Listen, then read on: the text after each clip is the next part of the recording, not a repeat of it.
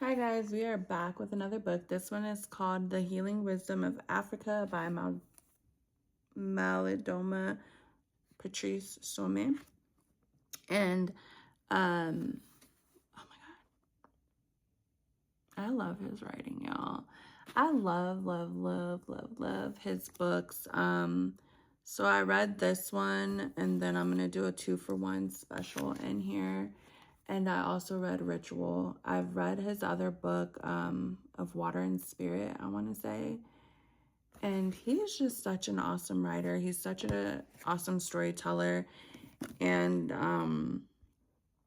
without giving too much away about the books, it's just like, it's so beautiful to read his stories and just know stuff from like the motherland. And then he also has, stuff from here because I believe he lived in America at some point. But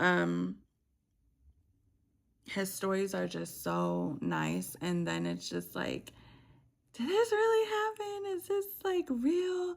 And just seeing like the connection between like the magic and things like that. And then it makes you kind of like, when you're like within this realm, it makes you kind of sad to realize like we don't have our magic no more. We're not that we don't have it, but we're not as connected to it as we once were. And I just believe that that comes with the trauma, the slave trade, being here and not connected to the land.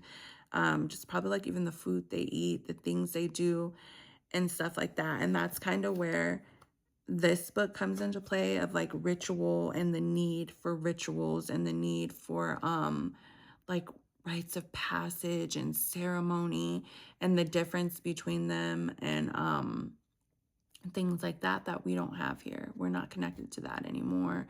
Some of us probably even look down on it like, oh, that's like primal and it's not what we do and things like that, but it's so much needed. And like how the men do certain things and the women do certain things, and then like you're taught, and the true saying of it takes a village, because it literally takes a village. And from reading like where he comes, like they help each other and they love each other.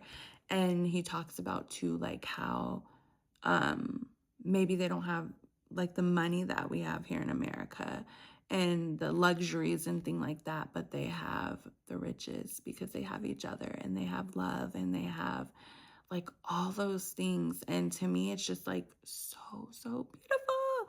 Like in his other book, he talked about, I think, like how the parents don't really raise the kids. It's more like the kids are with the grandparent a lot, because by the time the grandparent is the grandparent, then they're like older, they're, at home. And more importantly, the child has just come from the ancestor plane and the grandparent is getting to go, ready to go to the ancestor plane. So they're kind of connected in that way. And I just think like in a general logical sense, like by the time you're a grandparent, you made your parent mistakes. You have more patience. You have more wisdom.